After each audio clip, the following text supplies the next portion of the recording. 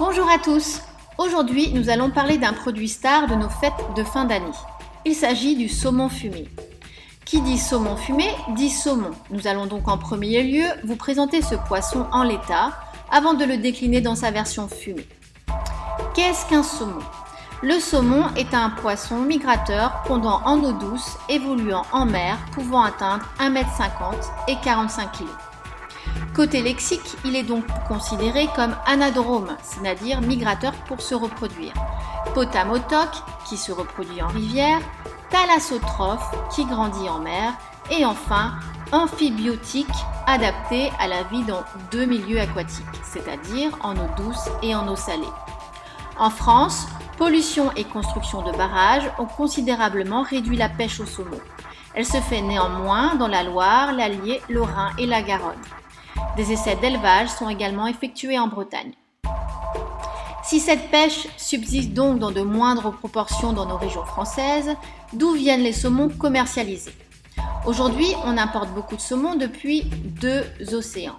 Tout d'abord depuis l'océan Pacifique, c'est-à-dire en provenance d'Amérique du Nord, d'Alaska et du Canada. On en trouve également dans les mers nordiques de l'Atlantique, c'est-à-dire en provenance d'Écosse, d'Irlande, du Danemark, de Norvège et de Suède. Depuis ces provenances, Pacifique et Atlantique Nord, on distinguera 7 espèces de saumon. La première et l'unique depuis l'Atlantique Nord est le salmo-salar. Les 6 autres sont présentes dans le Pacifique. Il y a le saumon royal, ou king, qui est le plus grand des saumons, le saumon rose, dit pink, qui est le plus petit du genre, le saumon keta ou chum, le moins coûteux, sa chair étant moins belle, le saumon argenté ou koé, le saumon rouge, dit sokee, qui est l'espèce la plus recherchée après le saumon royal, et enfin le saumon japonais, dit mazu. Parmi ces 7 espèces, seules 4 seront utilisées pour le saumon fumé. Le salmo-salar, le saumon royal, le saumon keta et le saumon argenté. 2 techniques de pêche se pratiquent. En premier lieu, nous avons la pêche au filet. En second lieu, la pêche à la ligne. La pêche au filet est la plus répandue, mais la chair du saumon peut en souffrir lorsqu'il se débat. Des taches noires sur les chairs peuvent donc apparaître. La pêche à la ligne est moins utilisée, mais n'abîme pas les chairs, ce qui fera un saumon de meilleure qualité. La mention troll ou troll fishing sera portée sur l'étiquette du saumon pêché à la ligne. Une fois pêché, nous allons passer à son fumage. Tout d'abord, qu'entend-on par fumage ?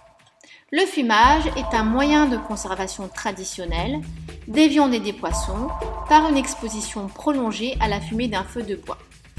Il existe 2 techniques de fumage, le fumage artisanal et le fumage industriel. Le fumage artisanal est un fumage de meilleure qualité. Après le lavage, le découpage, le désarrêtage du saumon, celui-ci sera salé à la main au sel sec durant 16 heures, puis dessalé, séché durant 12 heures. Enfin, fumé pendant 4 à 8 heures et affiné en fumoir pendant 24 à 36 heures. Le fumage peut se faire de 2 façons, à froid à moins de 30 degrés ou à chaud à plus de 80 degrés, avec des sciures de bois odorants comme le chêne, le hêtre ou le bouleau. Les résineux ne sont jamais utilisés. Les saumons fumés artisanalement bénéficient du label rouge et portent la mention fait main, salage à sec, sans congélation et sans mécanisation. Le fumage industriel se fait par un salage par immersion dans un bain de saumure, puis un fumage en four à air pulsé. Et côté service dans tout ça, un bon saumon fumé se reconnaît à sa texture fondante, gélatineuse mais non grasse. La portion pour un client varie de 80 à 100 grammes et des couverts à poisson seront à prévoir. Tranché face au client ou à l'office, le saumon fumé est souvent accompagné de toast, de blinis, de crème fouettée, à la nette ou à la ciboulette, de sauce au réfort, d'oignons ou de capre. Certains le serviront avec un citron historié, mais je ne le conseille pas car l'acidité du citron aura tendance à dénaturer le goût du saumon. Le saumon fumé peut également rentrer dans la composition de terrine, rillettes et tartare. Après le service, Le saumon entier restant sera légèrement huilé pour éviter le dessèchement, filmé et stocké au froid entre 0 et 4 degrés.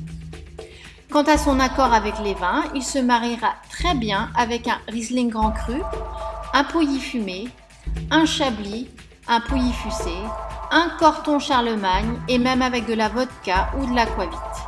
Et voilà, à vous désormais de manier couteau et accompagnement pour le sublimer face au client. À bientôt!